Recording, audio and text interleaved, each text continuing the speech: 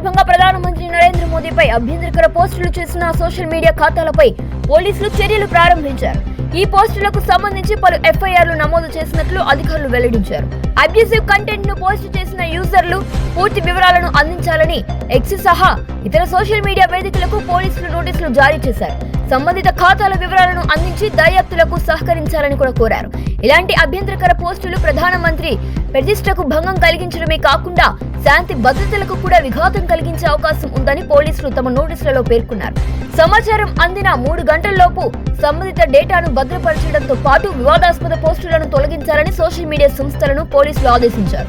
ఈ వ్యవహారంపై దర్యాప్తు కొనసాగుతోంది.